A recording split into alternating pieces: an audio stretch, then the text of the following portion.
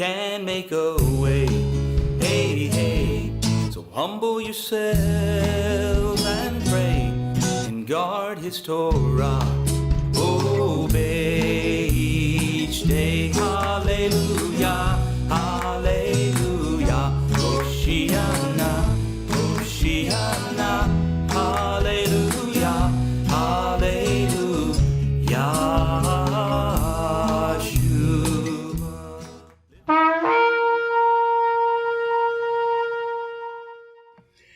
And Moshe said, Hear, O Yisrael, Yahweh your Elohim, Yahweh is one, and you shall love Yahweh your Elohim with all your heart, with all your being, and with all your might.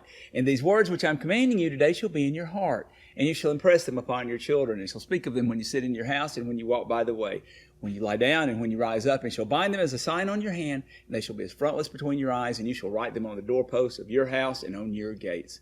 Shabbat Shalom, everyone. Shabbat Shalom to everyone worshiping with us at home.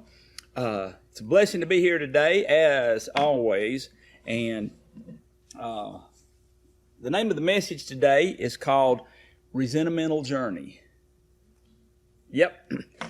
There was this guy who had a resentment against someone, and he had it for a long time. And he was told by his minister, you need to pray for this gentleman for 2 weeks, and the resentment will go away.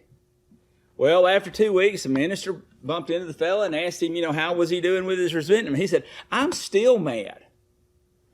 Well, what exactly are you praying for when you pray for him? I'm praying he'll get hit by a train.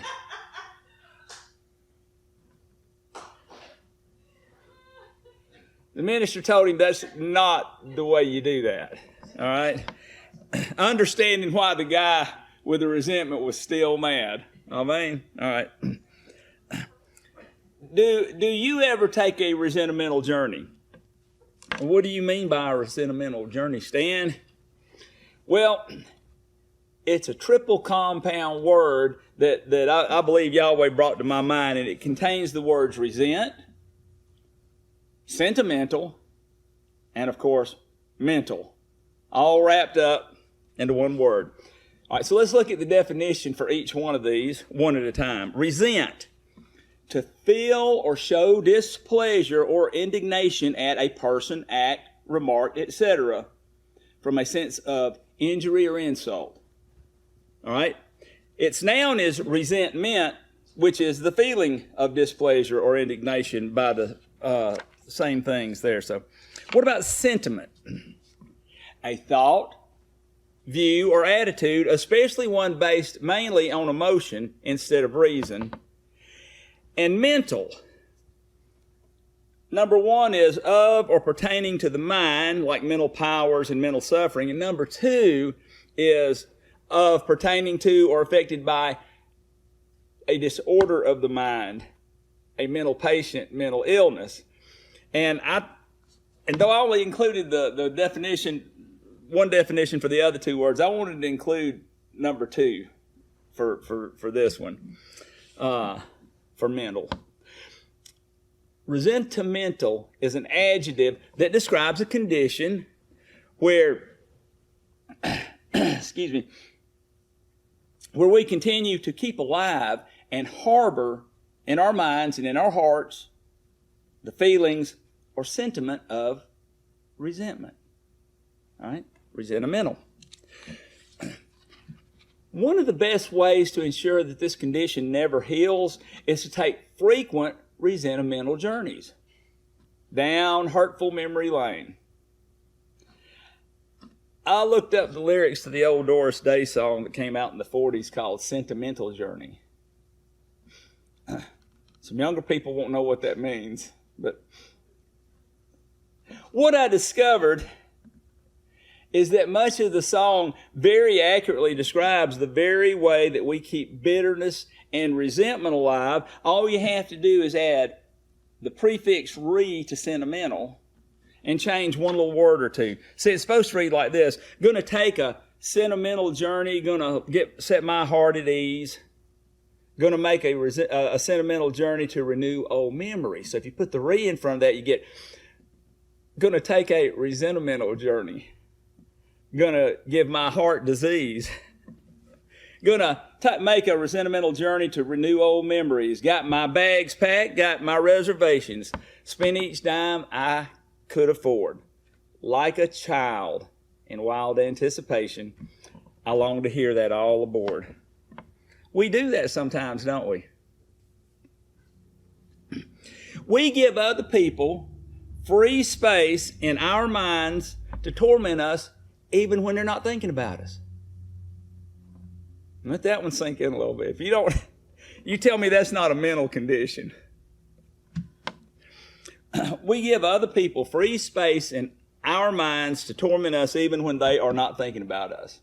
But what makes it worse is when we enjoy the resentment so much that we won't let it go. This is a symptom of the stronghold of selfishness. Now, Brother Chris gave a message on a stronghold one time, but he was going in the direction of a strong place for you to hold up. All right. What I'm talking about today is something that has a stronghold on you. All right. So two different kinds of strongholds. All right. I gave a message on strongholds once called Trial and Error. Perhaps I'll give it again. It's not on the internet right now. But in it, we learned the obvious, that much of the discomfort that we experience in life is due to, are not our strongholds, but are instead rather symptoms of the stronghold that we must overcome. Our shortcomings are deterrents which cause pain, discomfort, and suffering in our lives, against which we battle in futility and usually fail to overcome. But they're actually reoccurring, distracting nuisances which keep us from being able to overcome the actual stronghold. As long as we only treat the symptom, the disease continues to plague us. All right? But when the stronghold is torn down, the symptoms go away on their own. Yahweh from time to time reminds me that selfishness is a stronghold which has caused me many problems. I've discovered that when I work on selfishness and self-seeking issues, that many of the other problems just go away. I get to work on time. I become a safer driver. I have more peace on the road. I get more done, not only at work and around the house, but I get more done to improve my interpersonal relationships. And all of this translates into my life suddenly becoming better and more enjoyable. Right? When I start to feel resentment about something and have the presence of mind to ask myself something like, are you feeling resentment due to selfish ambition? Almost always the answer is yes. Once I establish that my feelings of resentment are motivated by self-seeking, it becomes very easy for me to turn my attention towards the stronghold and make a conscious decision to do the next right thing, which in my case is to do what I should be doing rather than what I want to be doing. Doing what I should be doing rather than what I want to be doing. Suddenly, in most cases, the resentment will leave me and I have a new level of confidence and shalom. Knowing that I realized the victory over my own stronghold gave me peace. It's wonderful, empowering. It's a feeling of freedom. It's a wonderful, empowering feeling of freedom that I hope to share with you so that you can experience it in your lives too. Now, I'm not about to start taking your personal inventory. All right? But Yahweh has shown me through different avenues, even up to and including different ones of you sharing with me, that you believe that you too suffer from a stronghold of selfishness. That selfishness is probably a stronghold for more people than just about anything else. And do you know what the main one of the main emotions we feel when we don't get what we want is some form of resentment.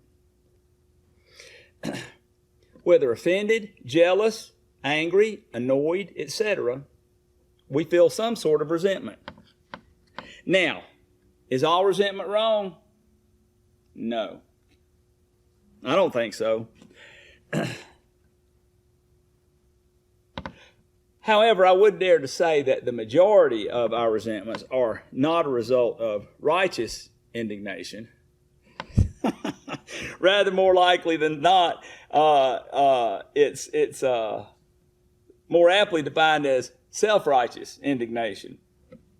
Now, I'm not saying that we should have no desires of our own. Neither am I saying that our problem is one of absolute maniacal self-absorption. All right?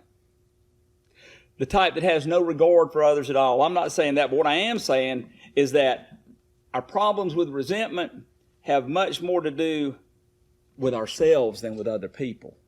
All right?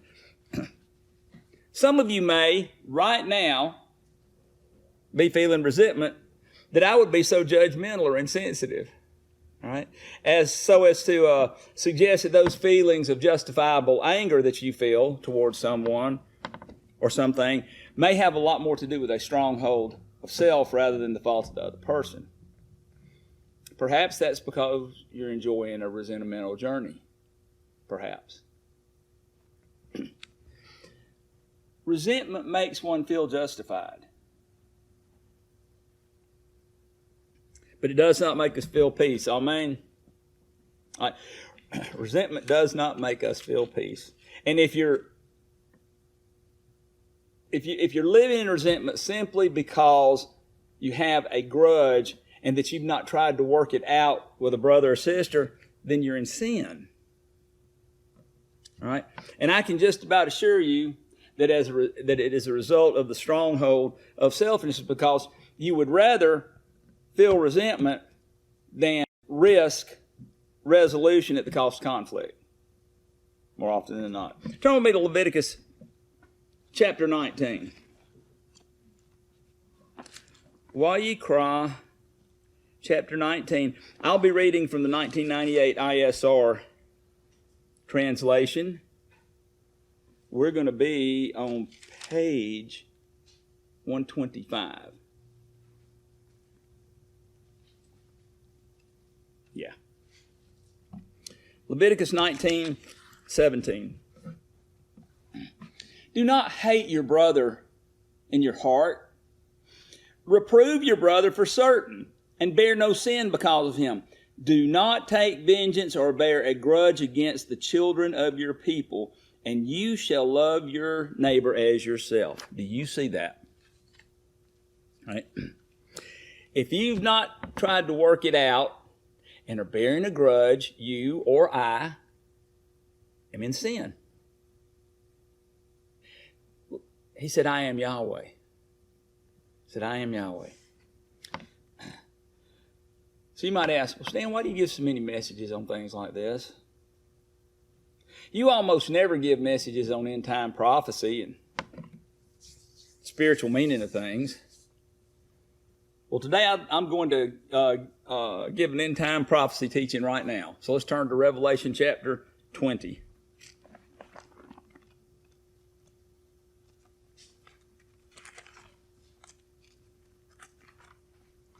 We're going to start reading in verse 11 and be on page 1208.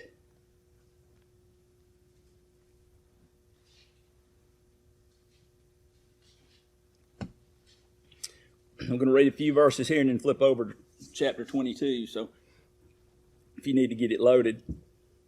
Revelation 20, verse 11.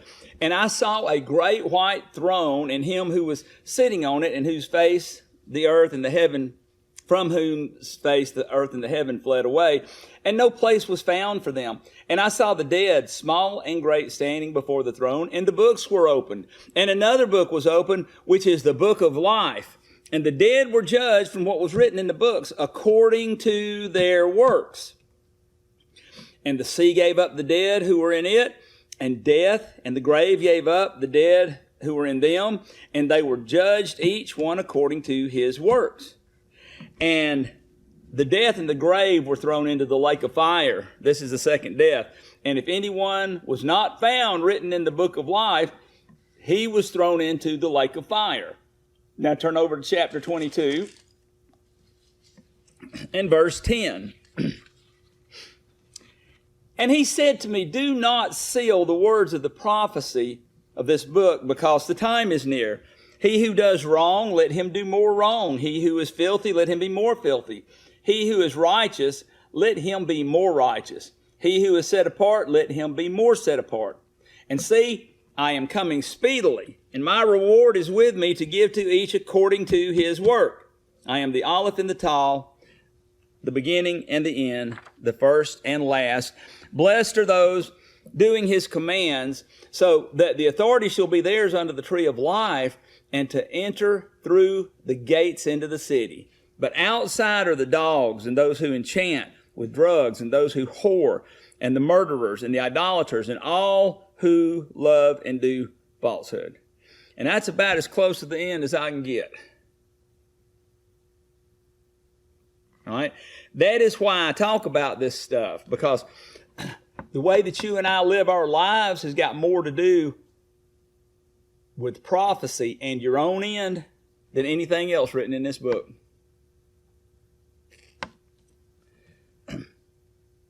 Prophecy is important. If it were not, Yahweh would not have given us prophets. Amen? But I want you to notice something about prophecy. When it comes to the Tanakh, the Torah, or the prophets, what comes first? Torah. The Torah.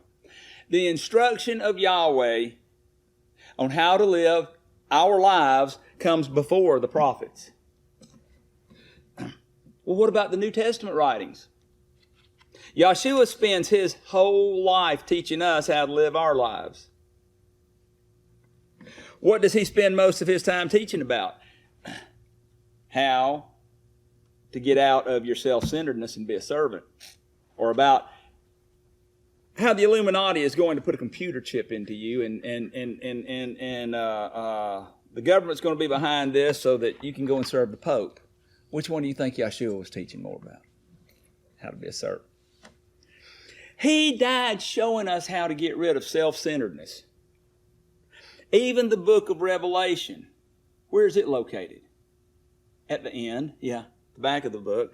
And if you get T-boned by an 18-wheeler this evening, on your way home from services tonight, all your understanding about prophecy is going to do you no good at all when the books are opened at the judgment. Amen.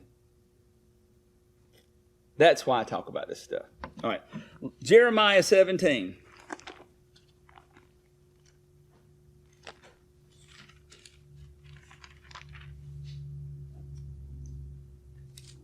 We're going to be on page 484.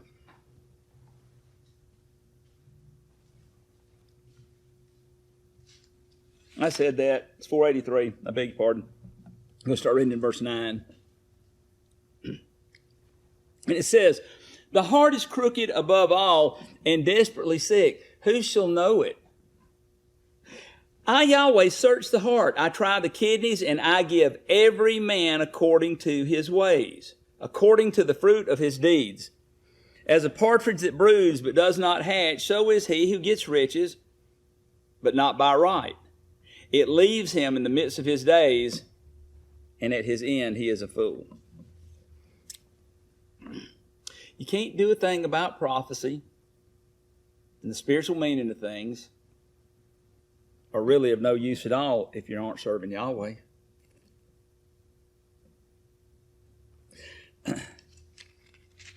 There are all kind of books written about different interpretations, prophecy, and I know that we all love having revelation about things, but you're not going to be judged on how much revelation you had. We'll be judged on how we lived our lives. All right. That is something that you can do something about. And I will continue to look for more revelation that comes from introspection than that which comes from speculation. All right. Matthew chapter 22.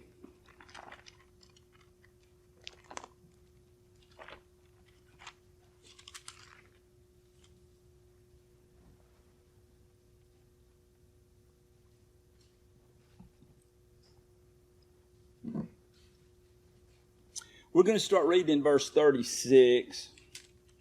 Be on page 944. Revelation 22, verse 36. Teacher, which is the great command in the Torah? And Yahshua said to him, you shall love Yahweh your Elohim with all your heart and with all your being and with all your mind. This is the first and the great command. And the second is like it. You shall love your neighbor as yourself. On these two commands hang all the Torah and the prophets. Note here that even in this, Yahshua puts the Torah ahead of the prophets. All right. So please, don't be resentful if I encourage you to work on yourself. I want to be in the kingdom with you. Don't be offended at the prospect that selfishness might be causing problems in your life. It's been causing problems for quite a long time. Let's turn to Genesis chapter 3.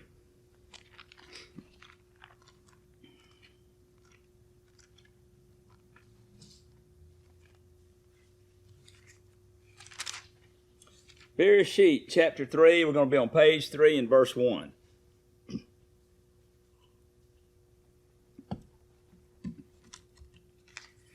Genesis 3 and 1. The serpent was more crafty than any beast of the field which Yahweh Elohim had made. And he said to the woman, is it true that Elohim has said, do not eat of every tree of the garden? And the woman said to the serpent, we are to eat of the fruit of the trees of the garden, but of the fruit of the tree which is in the midst of the garden, Elohim has said, do not eat of it, nor touch it, lest you die. And the serpent said to the woman, you shall certainly not die. For Elohim knows that in the day that you eat of it, your eyes shall be opened, and you shall be like Elohim, knowing good and evil. And the woman saw that the tree was good for food, that it was pleasant to the eyes, and a tree desirable to make one wise. And she took of its fruit and ate. And she also gave to her husband with her, and he ate. What motivated Hawa? A desire to do what was right in the eyes of Yahweh, or selfishness? Yeah, her own self-desire. It was selfishness. What caused David to sin? Selfishness. As a matter of fact, when you look through the scripture at all the places where people sin knowingly, I think you'll find overwhelmingly that selfishness was the motivation. All right? Why should we think that the sin in our lives would stem from something else? That's a good question, Stan. But I come back to resentment.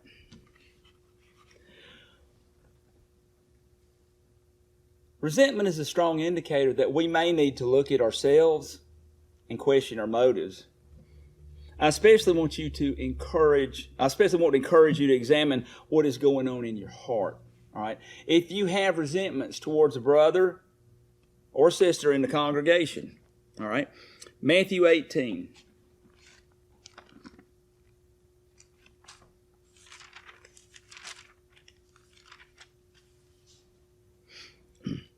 And that's whether this congregation or the congregation where you serve, if you've got a congregation out there in other parts of the world. Matthew 18, we're going to start reading in verse 15 on page 938. And if your brother sins against you, go and reprove him between you and him alone. If he hears you, you have gained your brother. But if he does not hear, take with you one or two, that by the mouth of 2 or 3 witnesses every word might be established. And if he refuses to hear them, say it to the assembly. And if he refuses even to hear the assembly, let him be to you like a Gentile and a tax collector. All right? Also, Matthew chapter 5, verse 21.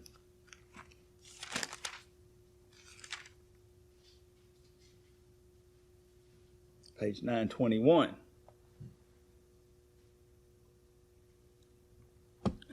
Matthew 5:21. You heard that it was said to those of old, you shall not murder, and whoever murders shall be liable to judgment. But I say to you, whoever is wroth with his brother without a cause shall be liable to judgment. And whoever says to his brother, Racha, shall be liable to the Sanhedrin. But whoever says, you fool, shall be liable to the fire of Gehenna.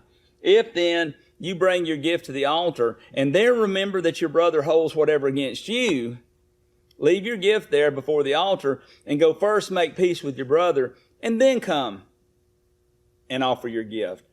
And in one other place here is in chapter 7, verse 20.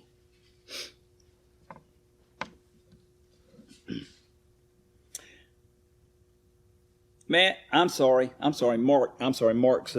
7.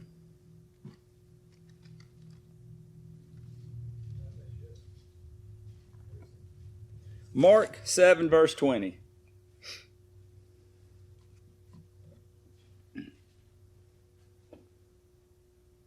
Page 963. And he said, what comes out of a man, that defiles a man. For from within, out of the heart of men proceed evil reasonings, adulteries, whorings, murders, thefts. Look at this one. Greedy desires. This is selfishness, amen. Wickedness, deceit, indecency, an evil eye, blasphemy, pride, foolishness. All these wicked matters come from within and defile a man.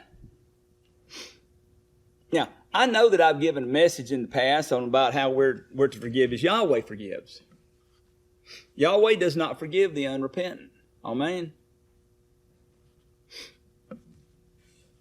I believe that it is a lie that we have been taught that we're to forgive the unrepentant no matter how grievous the sin against us, or else Yahweh will not forgive us. All right.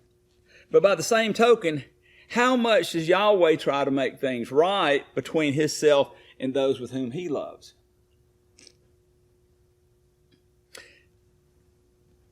He expects us to work things out. And in order to do that, you or I might just have to stop nursing the wounds that we keep picking the scabs off of. All right? Luke chapter 17.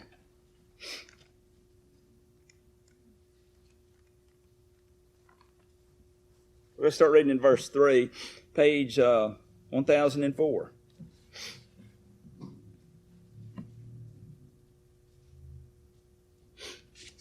Luke 17, verse 3.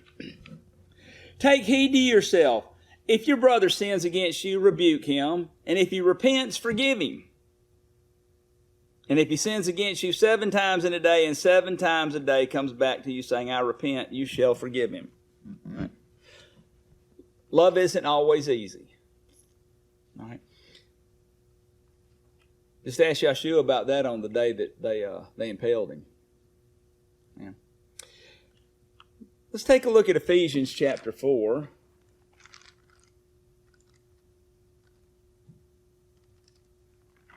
We're going to start reading in verse 20. Be on page 1135. Ephesians 4 and verse 20.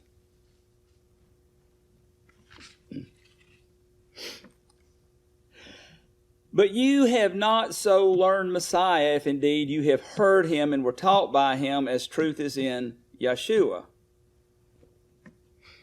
That you put off with regard to your former way of life, the old man being corrupted according to the desires of the deceit, and to be renewed in the spirit of your mind, and that you put on the renewed man, which was created according to Elohim in righteousness and set apartness of the truth.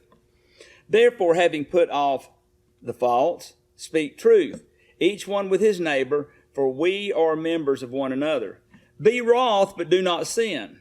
Do not let the sun go down on your rage, nor give place to the devil. Let him who stole steal no more, but rather Let him labor, working with his hands what is good, so that he has somewhat to share with those in need.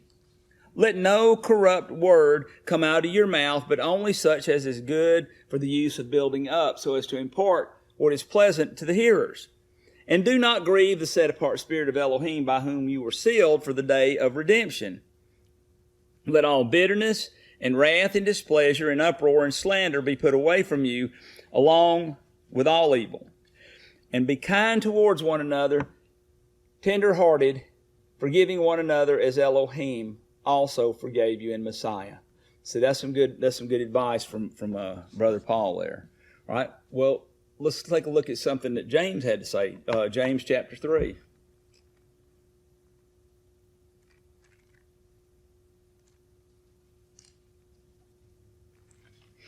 James chapter 3, Jacob chapter 3. We're going to start reading in verse 12 on 1176.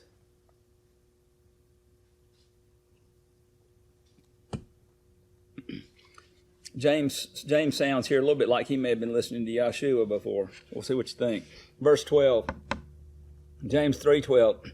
My brothers, is a fig tree able to bear olives, or a grapevine figs? So neither is a fountain able to make salt and sweet water.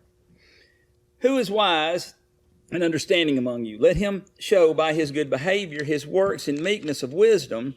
But if you have bitter jealousy and, what are those next two words? Self-seeking in your hearts, do not boast against and lie against the truth.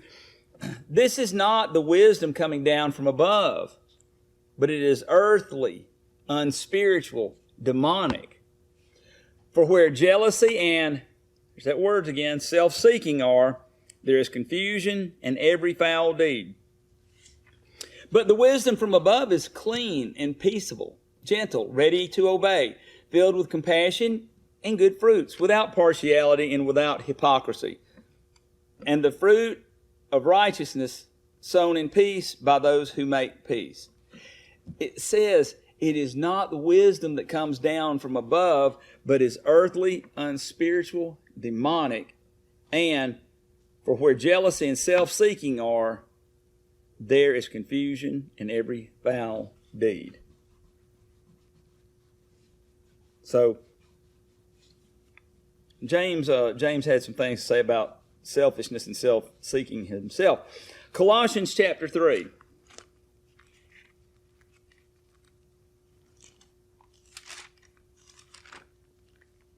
We are going to be on page 1144.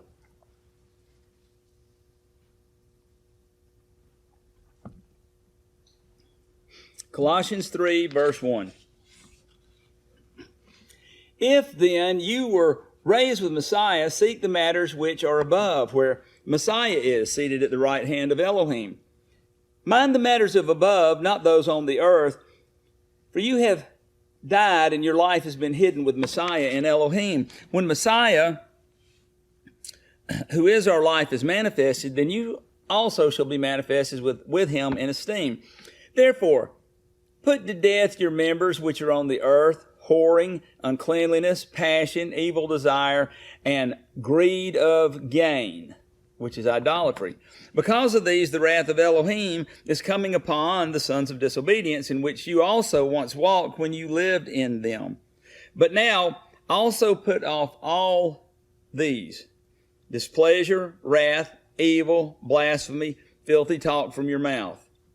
Do not lie to each other, since you have put off the old man with his practices, and have put on the new one, who is renewed in knowledge according to the likeness of him who created him, where there is not Greek nor Yehudit, circumcised and uncircumcised, foreigner, Scythian, slave, free, but Messiah is all and in all.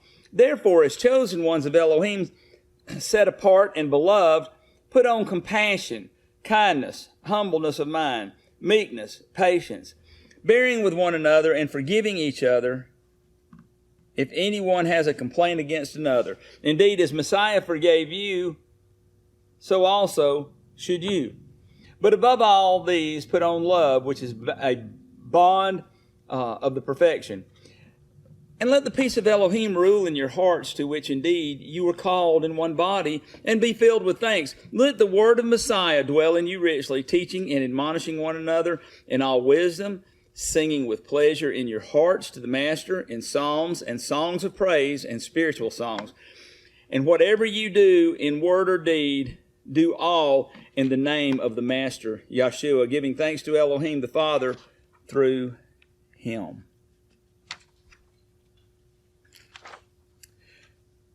And let's not forget what it said in Leviticus 19, 17, and 18. You won't need to turn there. I'll read it to you, but we're familiar with it. Do not hate your brother in your heart. Reprove your neighbor for certain, and bear no sin because of him. Do not take vengeance or bear a grudge against the children of your people, and you shall love your neighbor as yourself. I am Yahweh. Check your heart. Whenever you feel resentment, we need to examine our hearts to see if selfishness is the motivation. If it is, do something about it. If you have enough maturity to do this, I think you'll be pleasantly surprised at the changes that you will make in your lives. You will have a new freedom, a new joy, and more shalom. You will find all kinds of things improving in your lives, from your relationships with everyone to your relationship with Elohim. And you'll likely start going places in your relationships that you never imagined. But there's one place that you should avoid going. You know where it is? You should avoid going on a resentamental journey. Yevarekeka Yahweh Ba'ish Mareka Ya'er Yahweh Panavaleka Bikoneka Yasa Yahweh Panavaleka Biasem Laka Shalom. Yahweh bless you and guard you. Yahweh make his face to shine upon you and show favor to you. Yahweh lift up his face upon you and give you his complete contentment. Hey, hey, and he can make a way. Hey, hey, so humble yourself and pray and guard his Torah. Obey each day. Hallelujah, hallelujah. Hoshiana, Hoshiana.